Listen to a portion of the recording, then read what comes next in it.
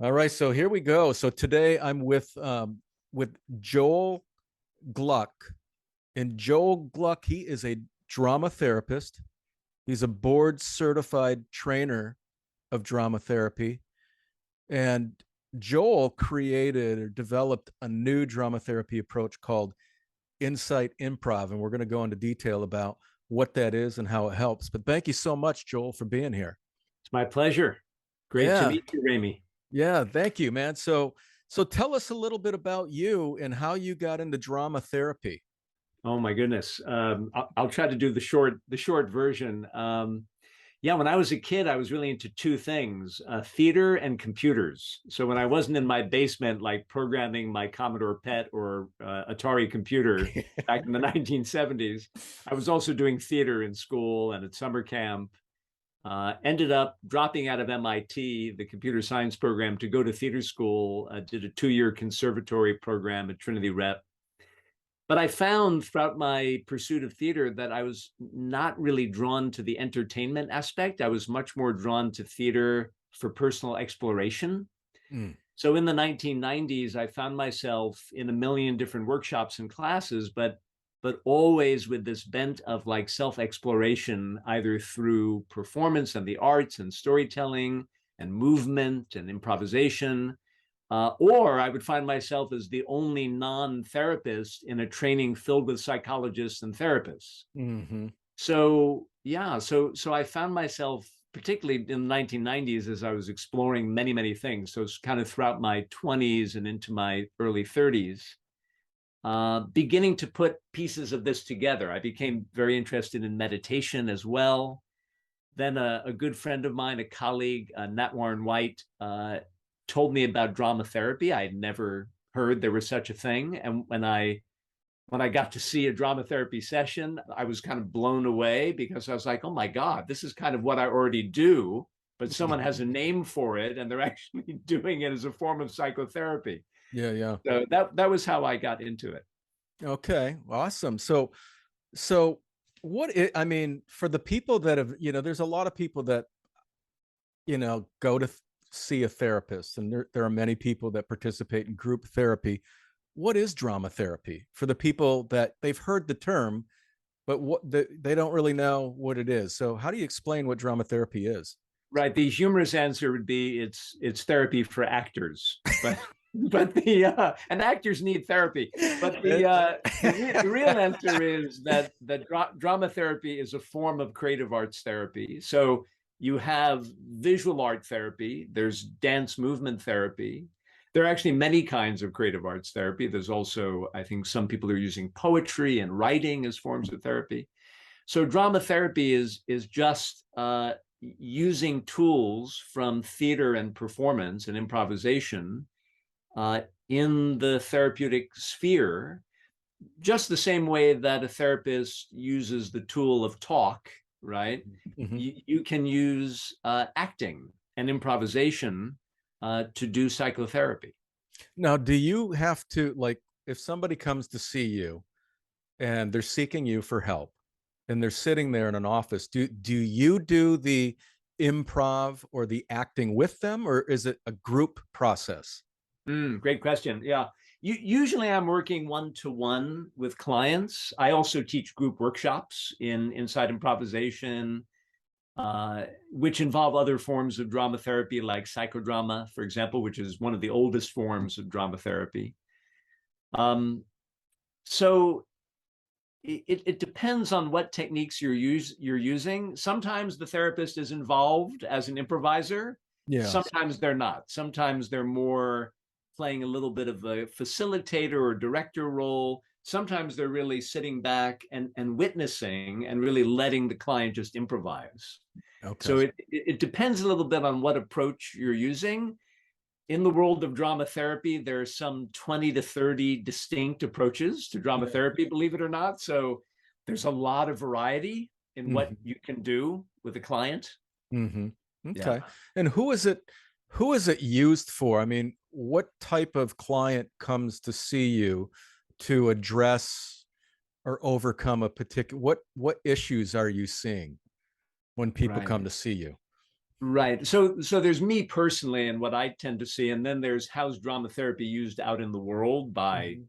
clinicians all over the world. And just to answer that second one first, I think drama therapy is used in all the different ways that any kind of psychotherapy is used. So everything from, working with people with serious mental illness disorders to personality disorders to depression, anxiety.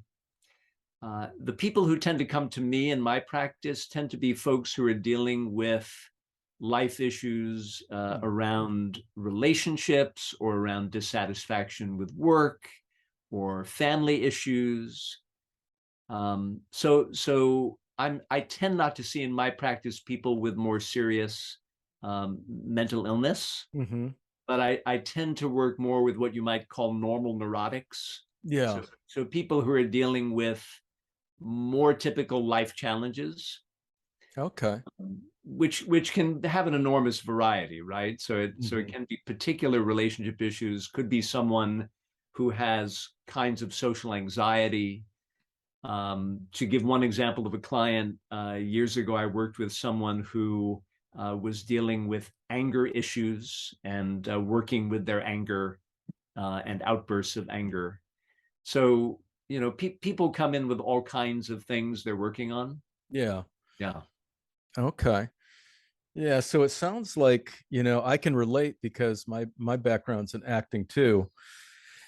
And I am one of those guys that like to kind of process and run through things to identify some of the approach that didn't work and how I can rewrite that and redo it in a way that's going to result in a healthy outcome.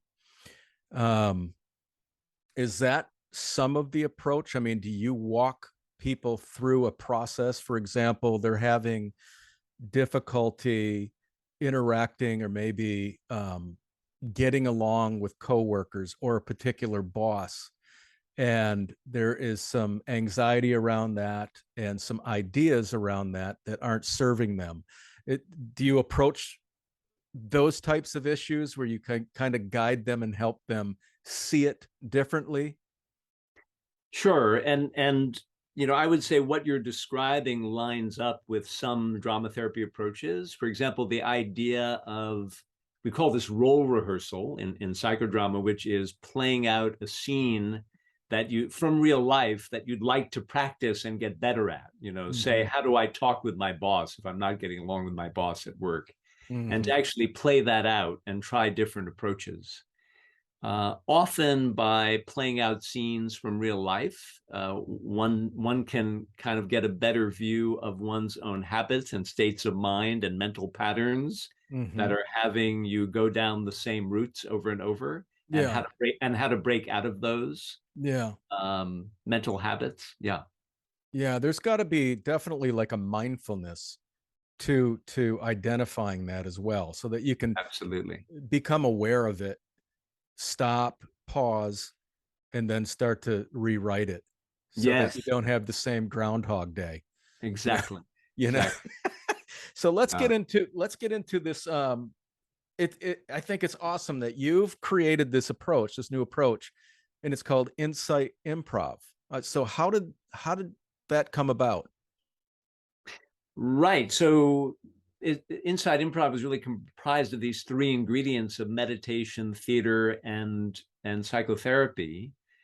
Uh, Back in the 90s, as I mentioned, I was studying with many different teachers. And one of the things I noticed was I was coming across teachers who had these really interesting ways of looking at improvisation. So people like Scott Kelman, who was teaching improv on the West Coast, Ruth Zipporah, who is a choreographer, dancer, improviser who teaches something called action theater, and Jean-Claude Van Italy, a playwright who I had the privilege to work with. He was one of the original playwrights with the Open Theater in the 1960s. So Jean-Claude had this really interesting approach to storytelling and to using authentic movement and creating characters out of authentic movement to create scenes in theater pieces. So I was studying with all of these different teachers and many more teachers. But what those three had in common was they were highly influenced by meditation, mindfulness, Buddhist Eastern philosophy. Mm-hmm. You can kind of think of particularly Scott Kelman and Ruth Zippor as kind of a sort of Zen approach to improvisation, kind of a backwards approach. Like, to give one example, Scott Kelman would have someone get on stage and say, you're going to do a 1-minute solo. And the rule is that while you're up there, if you have a good idea, don't do it.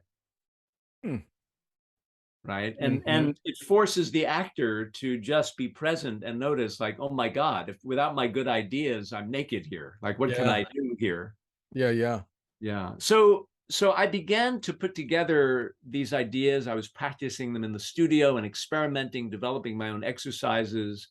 So I taught my own workshop called Freedom in Performance. This was back in 1999. And it was shortly after that my colleague turned me on to drama therapy, and I began to notice some of the synergy between what I was learning in drama therapy and what I was already doing. And I developed this approach called solo drama, which is kind of a combination of psychodrama and authentic movement. So it's what is it again? What is it again, Joe? Well, I would need to describe psychodrama and describe authentic movement. So the name of the technique is solo drama. Solo. PSOLO drama, right? Solo drama. Yeah. Okay. Yeah. So how do you describe what solo drama is? So imagine that you've got a therapist and you have a client, and this is not happening in the first session because there's kind of a whole progression of learning that the client's going to go through over several sessions to learn this technique. There are kind of stages that you go through with them. But basically, the way the technique works is that the client is in the space. The therapist is really just being a witness for them once they've learned how to do this technique. Mm-hmm. And the client begins with their eyes closed, and what they're doing is they're following their body and what their body wants to do. So they're putting aside the mind and planning and just following impulse. This technique is called authentic movement. It was developed by Mary Whitehouse, very creative, pioneering dance movement therapist back in the 1950s, and other people have since developed that technique more. There's a whole community of people doing authentic movement out in the world. It's a fabulous practice. So authentic movement is kind of like a movement meditation. And what you discover when you do it is that all kinds of things arise when you close your eyes and follow your body. Emotions arise, inner imagery arises, you have memories. This movement may remind me of a moment from my life, and that's coming up for me, and I can explore it using my movement. You may have fantasies, and you're kind of playing them out in your movement. So in Insight Improv, we add to authentic movement. We actually have other stages where the person begins to speak aloud what they're noticing. We call that shared vipassana. Mm-hmm. Then they begin to notice what role or character the movement reminds them of, and they start to become these roles and characters. Then they let those roles and characters dialogue with each other. So they're actually creating scenes, just improvising with themselves, playing different characters. All of this, mind you, is not coming from planning. It's actually coming out of the body. It's coming spontaneously. Mm-hmm. So those techniques of improvising with characters are called role stream and scene stream. Okay. And then once you could say the client or the practitioner is doing scene stream, then they can shift into solo drama. So what solo drama is basically exploring whatever issue, challenge, life theme, conflict is arising in the drama and using some of the tools of psychodrama to explore that. So this scene with characters that has arisen spontaneously from your body, you may be noticing, wow,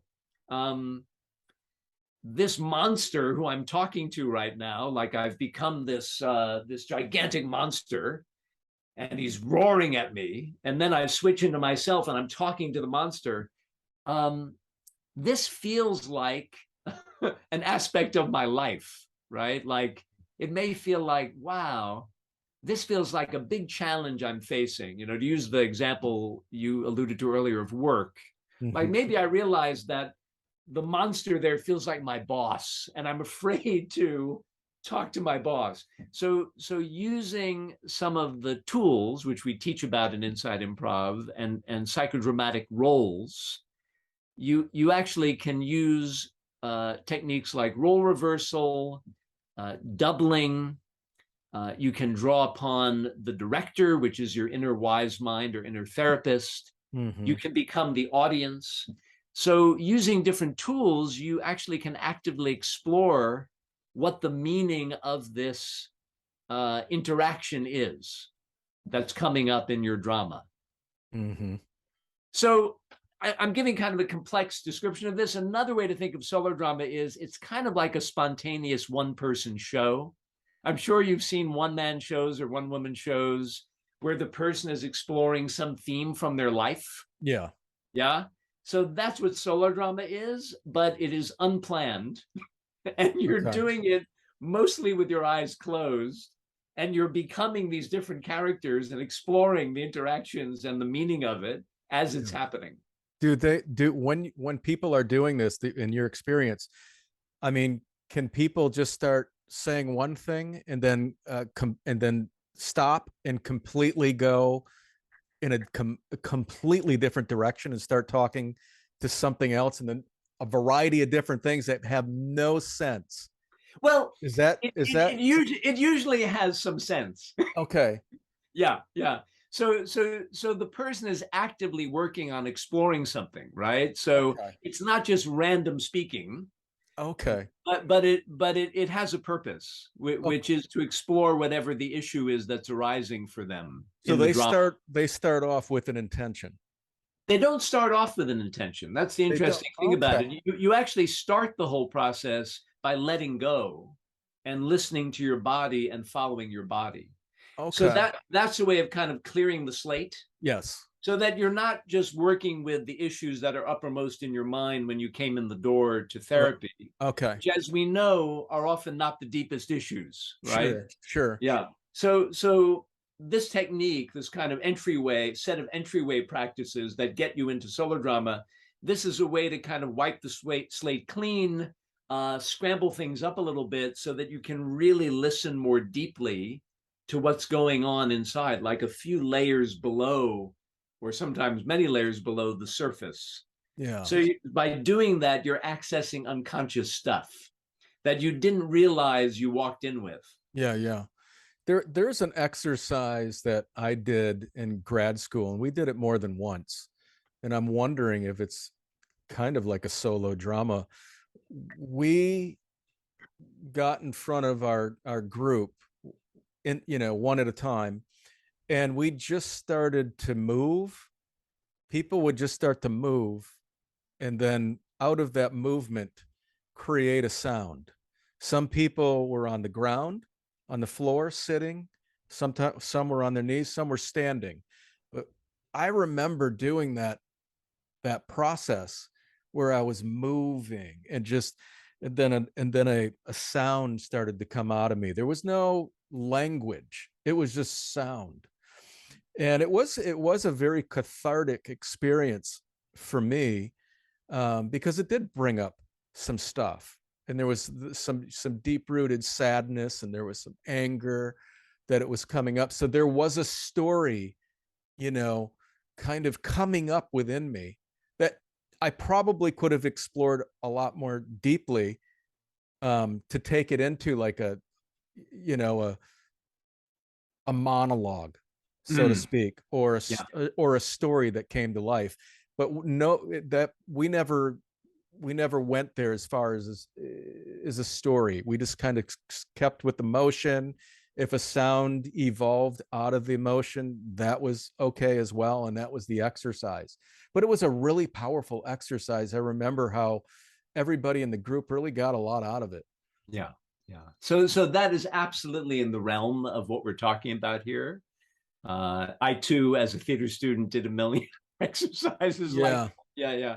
So that way of moving improvisationally and making sound is absolutely in the same realm. And as you follow these entryway practices, you can do that, right? So as part of authentic movement, Yeah. nothing's stopping you from making sound, right? So Yes. Yeah. so quite often in the early stages before I get into a solo drama, I am moving around the room and making sound.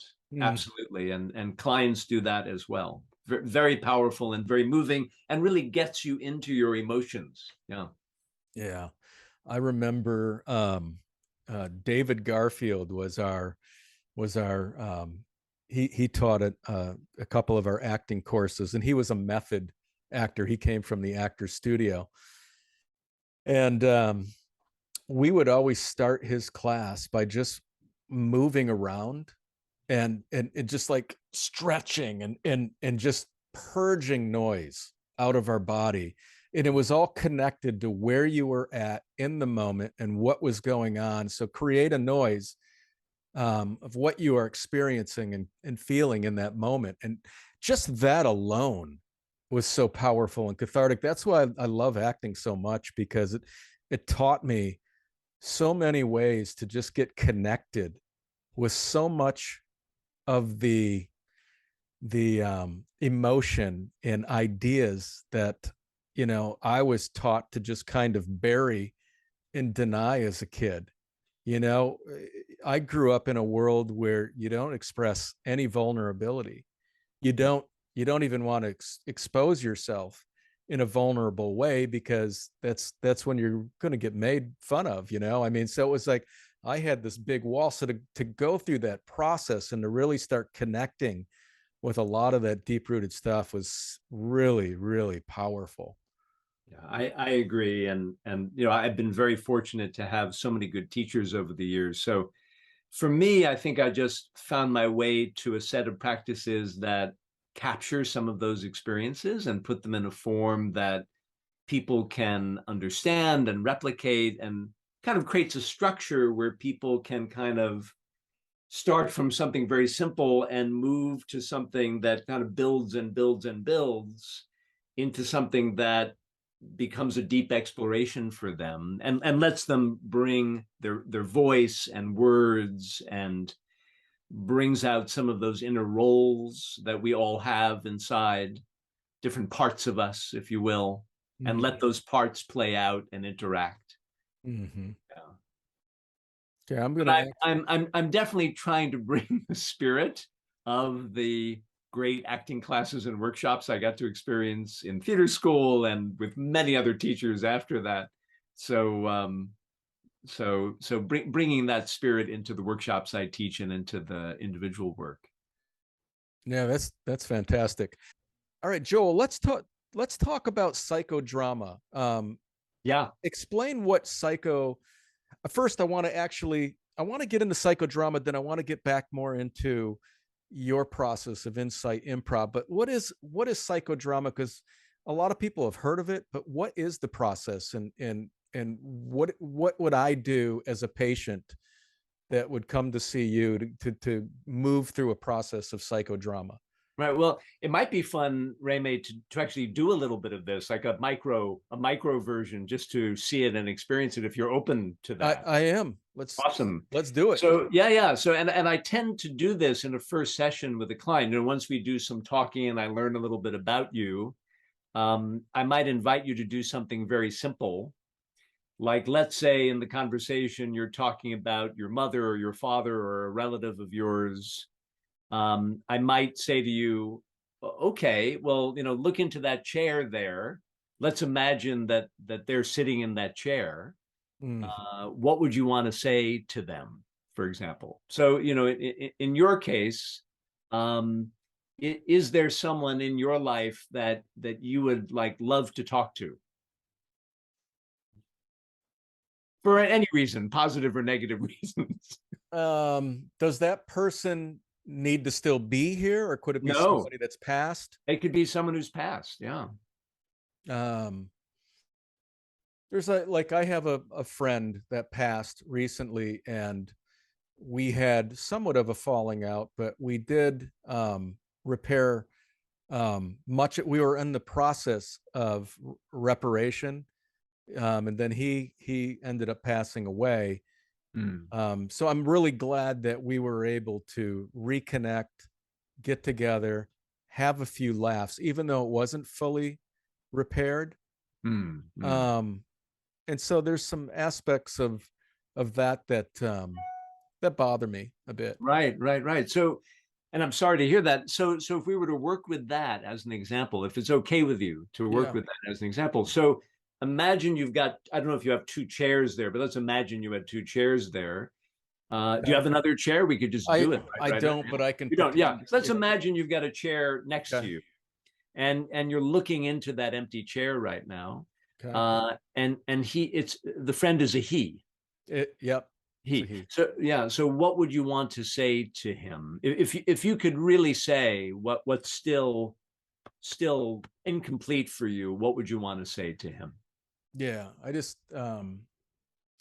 I'd say that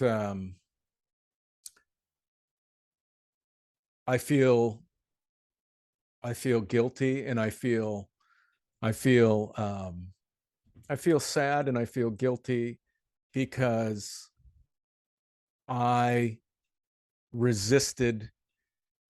Hold on. Let me see. That I resisted connecting with you earlier, and I did that purposely to.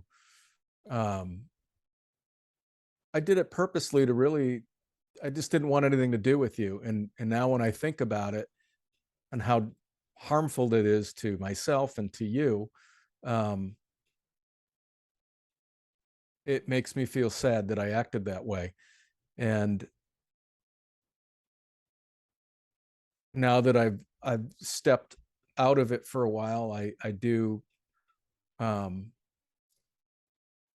I feel like I need to take responsibility for some of the things I did, and I just wanted to apologize and let you know that I love you, and um, and I'm glad that we are reconnecting and um, becoming close friends again, because Mm, you mean a lot to me. beautiful. And and you can shift your chair to the other side of the mic. Okay. Then I might have you switch chairs and you can actually become him. And this is a key technique in psychodrama called role reversal, where you Yep. actually get to become the other character and speak as the other character. Yeah. Take a moment to feel what it feels like to be him. Like shift your body a little bit, really notice how he would sit and the expression on his face. Yeah. And how's he taking in what you just said, right? How's he taking that in? And breathe with it, you know? And when you're ready, you can respond as him.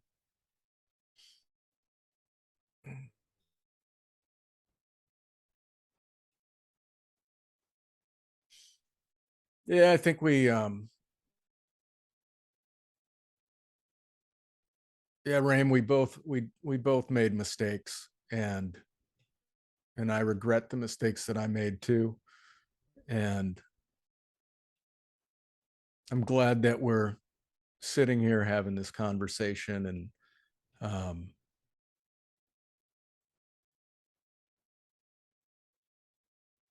and I love you too. Mm, Beautiful. Yeah. So you can reverse back to you. We're doing a micro psychodrama here. Yeah. So what's the last thing you'd want to say in response to that? If you can take in what he just said, you know, I love you too. How do you And feel and what would you want to say as a final response to him? it is, I love you, man, and I'm sorry if I hurt you, and I'm sorry. Yeah, I'm just sorry that if I hurt you, I'm really sorry, and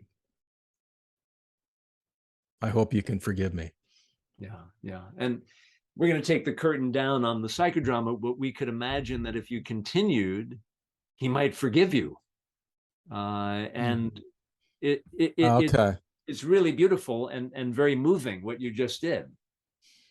Thank you. Yeah. Yeah. So It's that's a little example of psychodrama. And that particular technique, if you just ask someone to look into an empty chair and like who's there, who you want to talk to, that particular technique is called the empty chair, and that was made famous by Fritz Perls and Gestalt therapy. But the story goes he actually learned that from observing Jacob Moreno, who created Psychodrama. He attended a Yeah. talk or a workshop with Moreno. Yeah, yeah. Who's the other guy? What's his name? Fritz something? Fritz Perls, who was the founder of Gestalt therapy. He took that one technique from Psychodrama, which is just this idea of sort of seeing who's in the empty chair and speaking to that person. Mm-hmm. Yeah. Okay. Yeah, that's cool. Well, thank you for taking me through that. Yeah, thank you for doing it.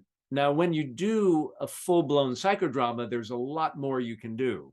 There are all these other tools and techniques. Yeah, and I'm because this is going to be, I was very aware of the viewers, and so, I'm a little self-conscious to even go to a place that I would be willing to go to. No, you were great. You actually did a lovely job, and you did it with a great heartfelt sense of vulnerability. So thank you. Yeah, thank you. All right, so now in your, I think it's in your therapy, Insight Improv, you said you combine meditation, theater, psychotherapy, but there's also, I have this other question. What are there three types of awareness in your, okay, Insight Improv? What are they? There are actually two distinctions I love to talk about. So one is the three types of awareness, and the other is this idea of performance mind and being mind. Okay. So I can just touch on those for a moment. So the three types of awareness, and this comes right from Theravadan Buddhist teaching, are mindfulness, choicelessness, and loving kindness. Okay. So mindfulness, there's a lot of talk about about mindfulness, and that we all need more mindfulness in our lives. What mindfulness is being aware in the present moment intentionally, and ideally doing it in a way where you're actually letting go of judgment and bringing acceptance into the moment. So you're noticing whatever's arising and you're being present to it and distinguishing what's arising in the present moment, and even noticing the mind's relationship to whatever is arising in the present moment, which could be, the senses, like things I'm seeing or physically feeling or hearing, but could also be the mind, like mind objects, like thoughts, could also be emotions. I could be sitting in meditation and noticing a feeling of anxiety or sadness, loneliness. Yeah. So it's such a powerful thing to sit in meditation and just be present to feelings, to emotions, and work with them by holding them there, being aware of them. So that's mindfulness. Choicelessness it's a little bit like Scott Kelman's, if you have a good idea, don't do it. So choicelessness means we are purposely not choosing what to focus on. We're actually allowing in whatever wants to come in, rather than choosing the object of our meditation or choosing the object of our mindfulness. We're being truly open. So choicelessness can also be translated as openness. Okay. I'm open to ideas. I'm open to thoughts, feelings. I'm open to what's coming in through my senses, and I'm being inspired by that. Okay. And then finally, loving kindness, which in Pali is sometimes referred to as metta, M-E-T-T-A. Yeah. So loving kindness is this quality of the heart that is focused on how do I bring caring, a loving attention to others and also to myself. So in Insight Improv, we're always looking at how does the client develop these three types of awareness through the work, right? They're increasing their mindfulness, choicelessness, loving kindness. Also, the therapist is modeling those three types of awareness. So they're bringing mindfulness in the sense of real focus, no distractions, just being present fully to the other person. They're bringing openness, letting in everything, not judging anything. And they're bringing loving kindness, like truly supportive, truly kind in the way that they relate to the client. Mm-hmm. They're modeling those types of awareness. I love that, man. That's fantastic. Great. And there are classic kinds of meditation that let you practice these three types of awareness. There's samadhi, or concentration, that lets you practice mindfulness quite deeply. There's vipassana, which lets you practice choicelessness quite effectively. And then there's metta practice, which allows you to practice loving kindness. A good meditator is always doing all three of these, right? So those experienced practitioners, say, who've been doing Vipassana meditation for a while, they're always using all three of these constantly: mindfulness, choicelessness, loving kindness, in every moment of what they're doing in their practice. Yeah. Well, I see like just these three concepts: mindfulness, choicefulness, and loving kindness. If you can train therapists to utilize all three of them, they're going to be powerful therapists. It seems like it would be a great training for therapists. Yes, because those are the components of a great therapist. I agree. Being open, being receptive, being caring and kind, and just being mindful of what's going on with you, but the whole process, and you're so connected. That would be a great training to sit through. Yeah. Well, this is what I do in my group programs. Is many therapists come to the group workshops and they're learning about the three types of awareness. And okay. they're getting to practice them through the techniques we're teaching. Yeah. And through the meditations we're doing. So I agree with you. I think it's a really powerful training for therapists. Yeah. So can you give me maybe some other examples of your approach that you developed, Insight Improv? I mean, I was huge into improv and I loved it. And I actually started a troupe early on because I saw the therapeutic benefits of it. Just letting go, staying connected, staying in the moment, all of the things that you're taught, continue to breathe, stay connected, stay in the moment, work on and respond off of what you're given. It's just, there's so many messages, deep messages in the process of improv, that I really truly believe that anybody that has interpersonal issues, communication issues, any kind of apprehension communicating with people, if they took an improv course, they would have some major breakthroughs. Just the practice alone of learning how to stay connected, stay present, and then just your mind just gets quicker through that process. Yeah. I I strongly agree. And when I'm not being a therapist, I'm actually out in the corporate world doing leadership and communication skills training. Nice. Using theater techniques and using improvisation. So I totally agree with what you just said, and I'm using it all the time as an executive coach and as a trainer. Yeah. So that's true both in my corporate work and in my therapy work. You're asking me to bring up other aspects of Insight Improv, so I just want to touch on this idea of performance mind and being mind. Okay. Yeah, so this is the distinction we talk about in the workshops and in the individual work as well, that when you put someone in front of an audience, and sometimes it could just be when you put a client in front of a therapist and the client feels like they're on the spot. Yes. There's this kind of habit that we have when we're put in front of an audience, which I'm calling performance mind. Yeah. Some people love to be put in front of an audience. Other people might get nervous, but there is a human tendency to want to start being a certain way. Like, yes. Yeah. I want to impress that audience. Sure. Yeah. I want to look good. I want to be clever. I want to be funny, or I want to entertain them, or something, right?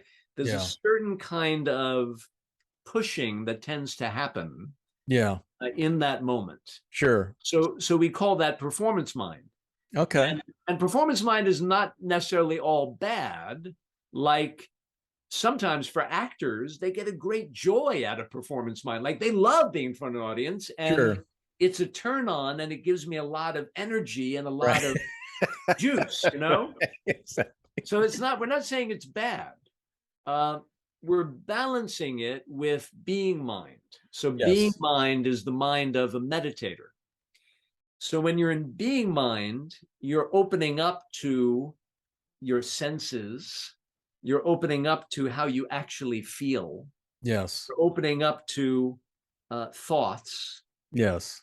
and you're actually connecting with the audience quite differently rather than sort of pushing, like, I want to impress these people. Right. I'm Right. actually really taking them in and allowing myself to feel that and be there in this kind of vulnerable and alive exchange.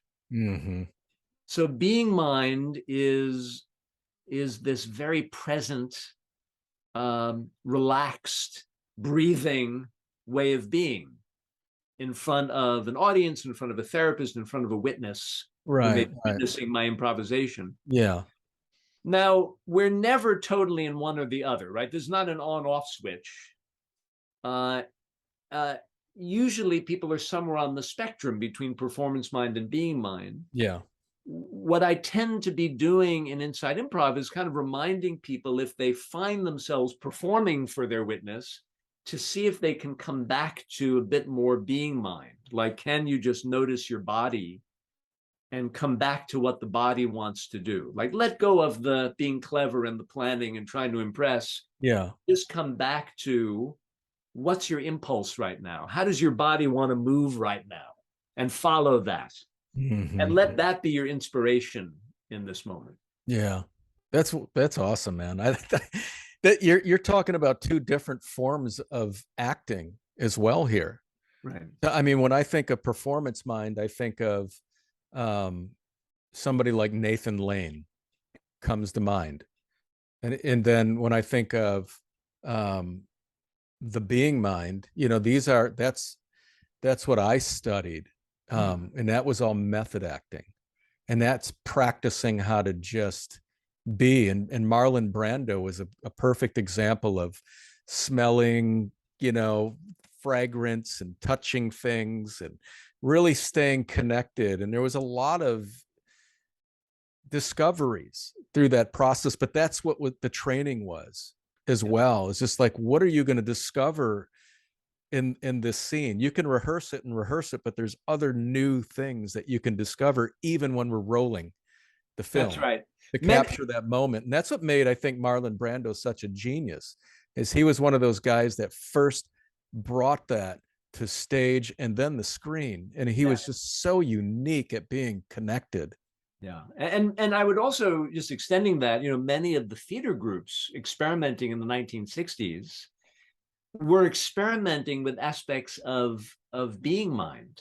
How can we really connect with our audience quite differently? Like, I remember hearing or reading that the open theater, one time they experimented with, backstage, each of the actors would peek out at the audience and they would pick someone in the audience and think for that performance, like, what's my intention toward that person, Yeah. this for this performance, or what's my connection with them, Hmm. or what would I like to say to them, or how do I want them to feel, Hmm. so all these different experiments and techniques that were designed to break us out of putting on a show, Yes. and instead find a new connection and a new presence we Hmm. can have. Yeah, but they're both needed. I mean, they're both. You got Matthew Broderick is doing a lot of Broadway, with Nathan Lane every now and then, and they're brilliant. They win Tonys, and they're out there, and they're bigger than life, and they're brilliant on screen too. So they definitely know how to pull it back and bring it back. I really have deep respect for that. For me, I'll tell you, one of my saving graces in acting was learning how to stay connected and build a big fourth wall. I was never a Matthew Broderick, Nathan Lane type of actor that wanted to be out there engaging with people. I could act well when I shut the door, built a big old fourth wall, and learned how to act in front of a large audience with just connecting to the moment on stage and the actors that I'm working off of. So I would really stay connected with them and connected to the experience. And that was my safety net. I wasn't aware. I did everything that I could to not be aware of the audience, because when I became aware of the audience, I could literally experience tremendous anxiety. Right.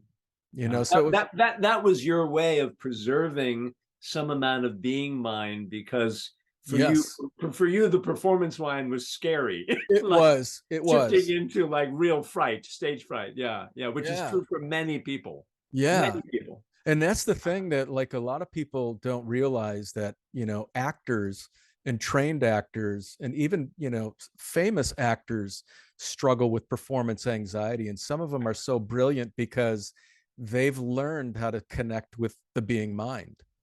And that's what makes, and the being mind is where you exhibit or, yeah, expose yourself to more, reveal more vulnerability. And that's when Oscars are won. And I Right, tell right. people this too. I tell people it's scary to Yeah. be vulnerable in front of, even when you're playing a character.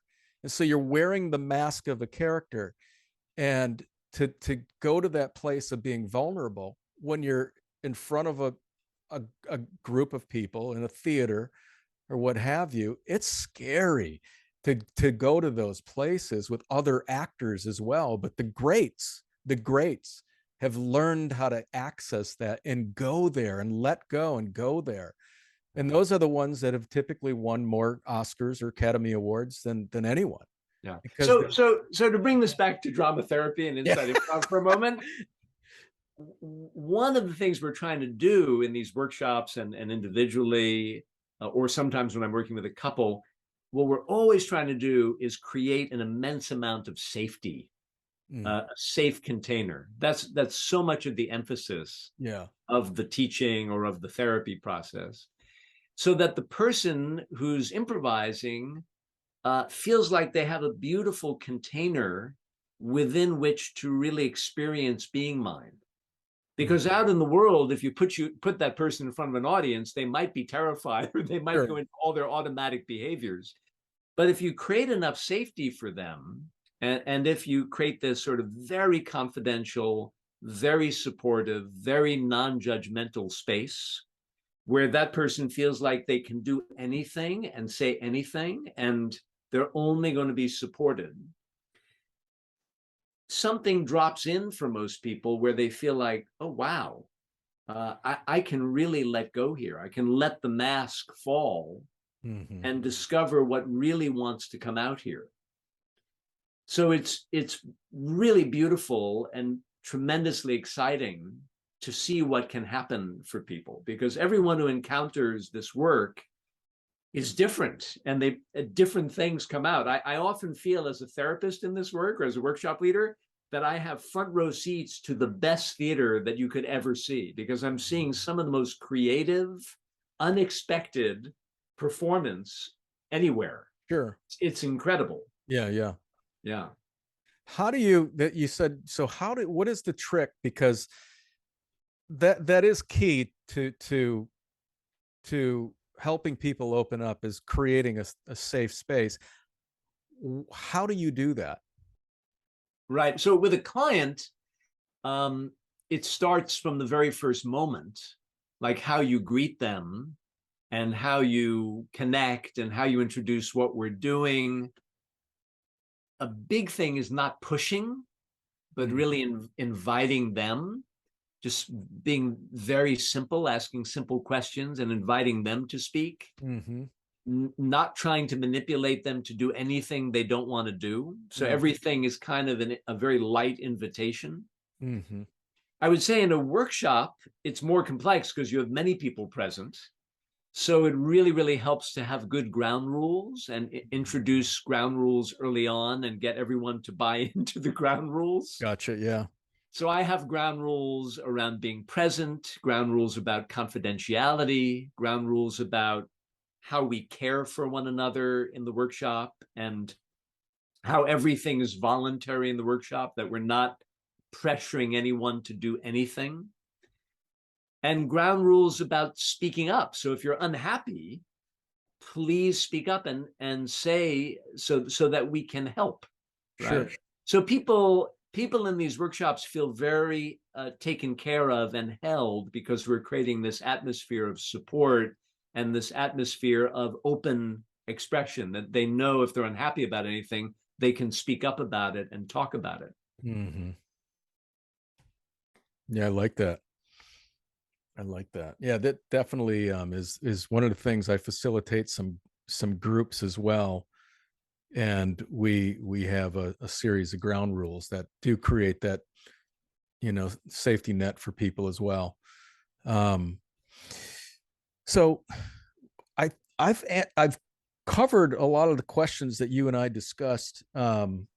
Is there anything else that we haven't covered, Joel, that you can think of in relation to Insight Improv or drama therapy that we haven't talked about yet? Yes and no. I think this was a pretty good conversation. There are probably about a million other topics in drama therapy. As I mentioned, there are like all kinds of approaches and techniques. So one could go on and on and on. Yeah, I would recommend to folks who are watching this video to check out some books on drama therapy and websites. They could certainly come to the Insight Improv website, which is insightimprov.org. There's a free book there on Insight Improv that you can download. Oh, okay, nice. For those who are interested in the field of drama therapy, there are a few great books I would mention. One of them is called Current Approaches in Drama Therapy, and it collects all of the major approaches, including Insight Improv.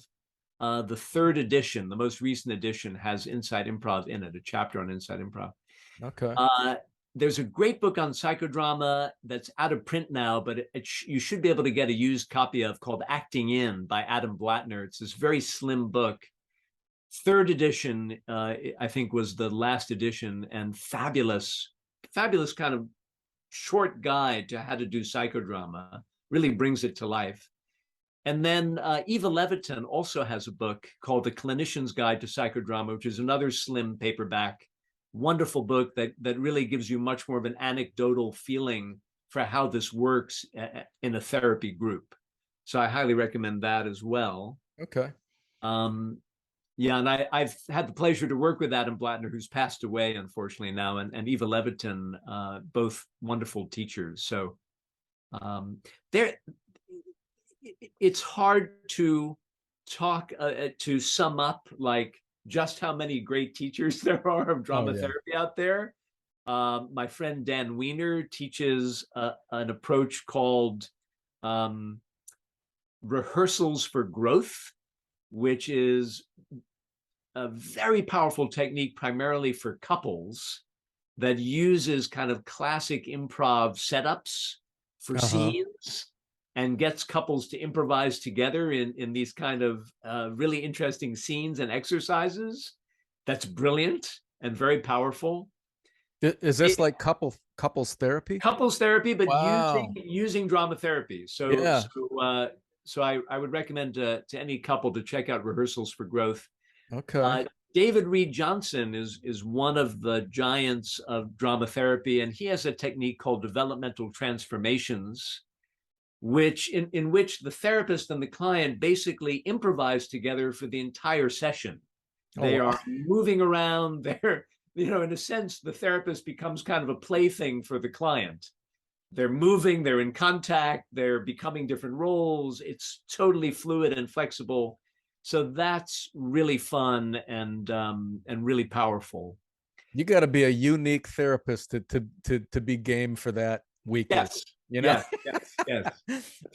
That's right. But the people who are trained to do that are really fantastic therapists. So anyone who's interested in drama therapy should go have an experience of developmental transformations, because it is super powerful.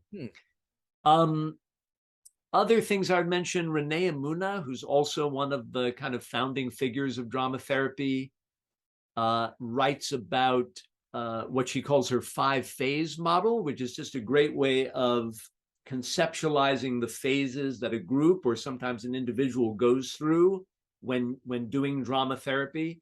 And I draw on that in my own workshops because it's such a wonderful integrative way of thinking about the journey someone takes classically through using drama therapy as a therapeutic technique. So worth checking out. There's so many of these to mention, right? So if you look at current approaches, it is fascinating to read about. And Reme, you might just want to seek out those authors and those teachers and get them on your podcast because there's so many things to talk about and to learn about in that field. Yeah, it's a wonderful field, and there's a lot of, like I said, I've gained so much from being in the theater world and then teaching theater for years, and then becoming a like a counselor and a director of a mental health agency where we did a lot of role play and behavioral health. I just see the power in it, and it has the ability to identify areas in our life that a lot of times we're just not conscious of. That's right. When you bring stories to life in it, but also the other aspect that I love about drama and the therapeutic approach is that, for me, being a kid from the Midwest who was completely disconnected from my emotions, and it was a lifesaver for me. I mean, it was a lifesaver for me, and it helped me connect with, like I say, connect with things below the surface that I was really taught to deny. And when you do that, and when you bury stuff, boy, it doesn't go away. It only becomes that much more prevalent in your life, and then it starts to get in your way. Then it starts to affect how or impact your life in ways that you never even saw coming. So then you really have to do something about it and address it, right? And it was really, for me, learning how to get connected with some of that deep and acting and therapy, and a lot of the great acting teachers that I worked with over the years, people at Brooklyn College, fantastic. They saved my life in many respects. Yeah, I could tell a similar story. I think theater absolutely has been core to my developmental path as a person. And I'm so grateful to have found theater and to have gotten to kind of follow the paths that I followed and meet the teachers I met and been influenced in those ways. And feel so fortunate to have had the freedom to develop my own stuff and kind of discover what it is I really love, to kind of find my way into some powerful tools that I've really loved and have been so helpful to me, and that I've been able to bring to others. So it's if I had followed only the computer science path, I might just be in front of a computer screen all the time. And I think the satisfaction of connecting with human beings in some really powerful ways and very intimate ways, and learning about others' lives and sharing about my own life, that is just an incomparable gift.